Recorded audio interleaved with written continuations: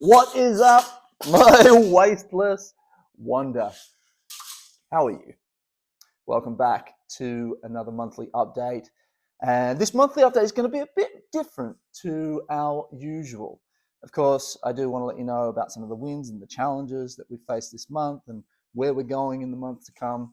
But what I want to actually talk about today is fear. And the reason I want to talk about that is because it's something that keeps creeping up in me at the moment. And the reason for that is because we are about to take a massive, massive step. Now, obviously, then when I'm talking about a step, I'm talking about Wasteless World. We're going to be stepping into a much bigger area of responsibility and legal obligation. And of course, through everything that we've been through in the past, there is fear that pops up. And so I want to talk about just the importance of being able to manage fear. I feel like it is something that I have been able to master, perhaps in certain areas of my life, and I'm quite good at it. I'm able to take on uh, a lot of responsibility where others would probably shy away because of the fear that is involved with taking on such responsibility.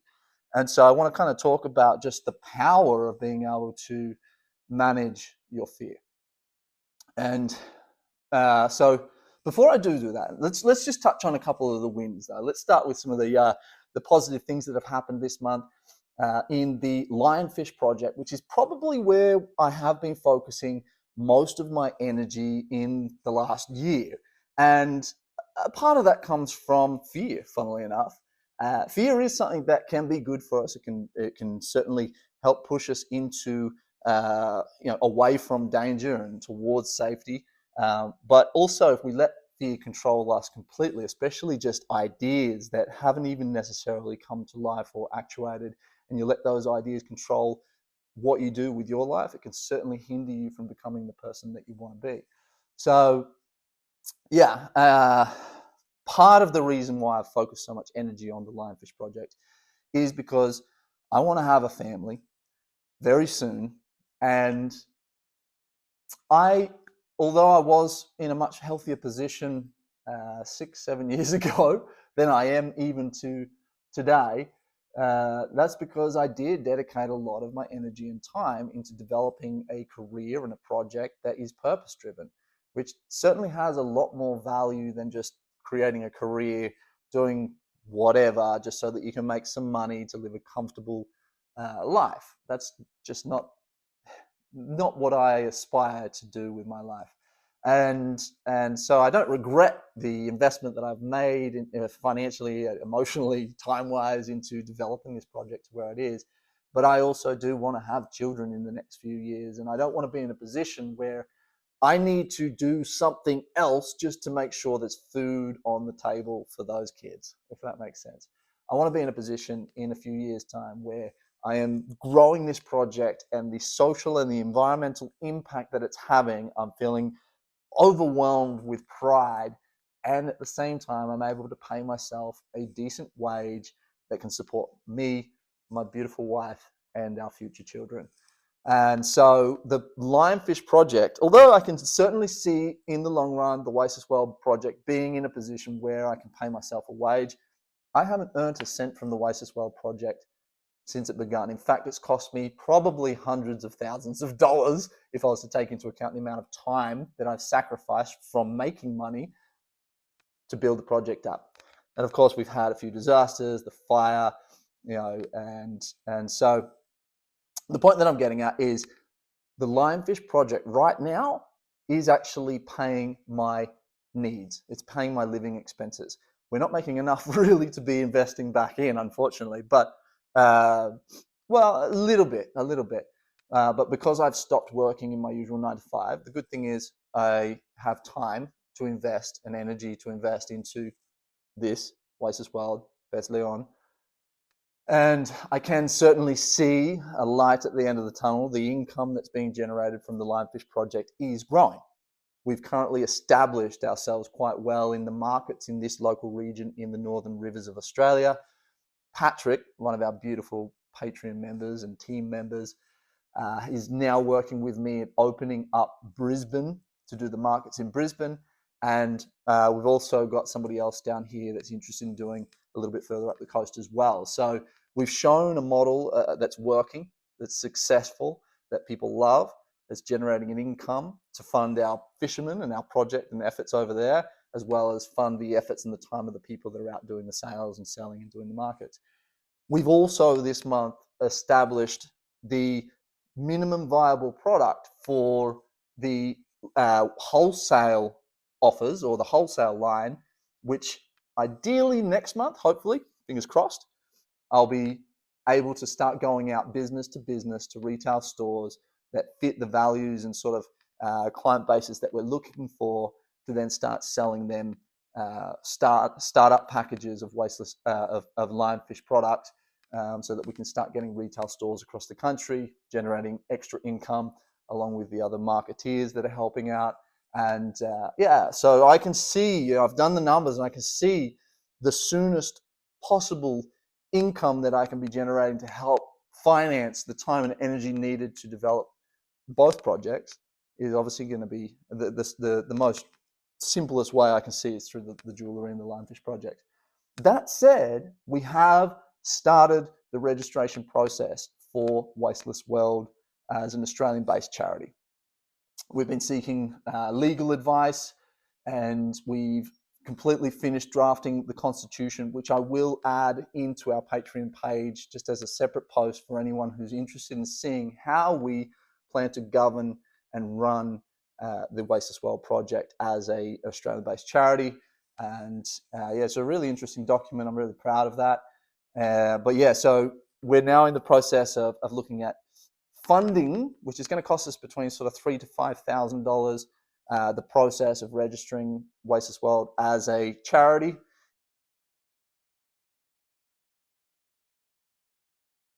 And once that's done, then we can really start applying for grants, receiving corporate sponsorships, donations that are tax deductible. And at that point, of course, ideally a part of our business plan will be incorporated into that is a basic wage for myself and the other key players that are helping to move this project forward. So that's really exciting. We've started the registration process to become an Australian-based charity. It is going to take some time. It should probably take us between 6 to 8 weeks, which means we will be set up by the time we plan to leave in September. Now, I am running a very fine line at the moment because I've quit all my other jobs. I'm just living off the Pes Leon project and my own personal savings, which are wavering, but I can also see the light at the end of the tunnel. All the investment that we're putting into setting up new points of sales with Pes Leon and all these sorts of things are going to help make it a lot more stable for us when we do actually go overseas and start focusing on improving our systems, our supply chain, all the things that are going to help support the community and the environment over in Bocas del Toro, and also some other projects that we're going to be investigating, looking into in Colombia. The idea behind this trip that we're about to do is it's a reconnaissance mission. It's an investigation into the 3 areas that have asked us for support or that we're already involved with in some way, to understand what the current situation is and what kind of technology or solutions are like the low-hanging fruit that we can actually first off start investing our energy and time into as the next pilot project. So yeah, it's a really exciting time, but truth of the matter is I'm also shit scared. And a lot of that comes down to just the fact that we've had some big challenges in the past, and the idea of putting myself out publicly again and calling attention to what we're trying to do and the potential of that all falling apart, it scares me, and especially considering I do want to have a family and have a certain level of stability. But there's this great book, perhaps you've read it, it's called Feel the Fear and Do It Anyway. And it teaches about, exactly that, the importance of not letting fear cripple you into becoming or playing small, right? Fear is something that will never go away.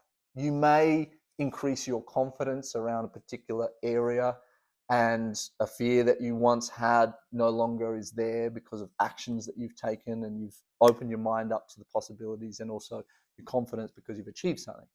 A simple example of that is maybe you've jumped off somewhere into water, like a high place into water. The first time you do it, you freak out. You think, oh, what if I mess it up and belly flop or drown or whatever? All these crazy thoughts go through your head.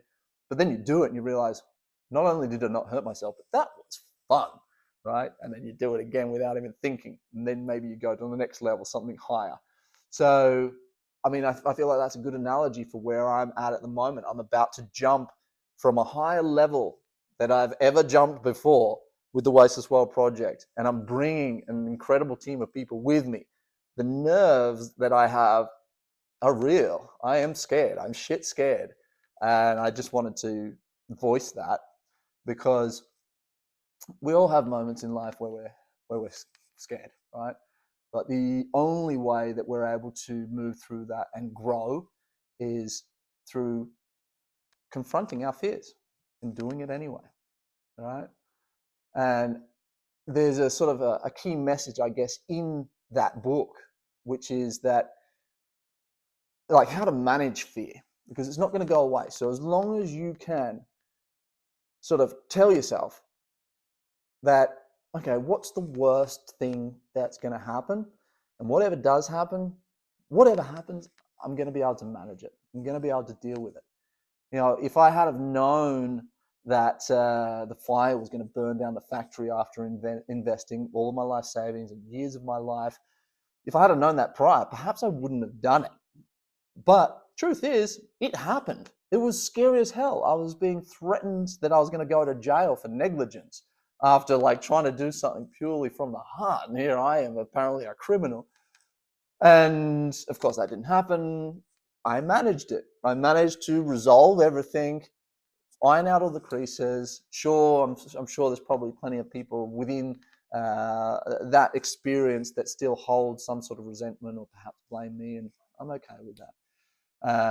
The point being is, I'm still here. I'm still motivated. I'm still pushing forwards, and I want to take what I've learned from that. I've grown.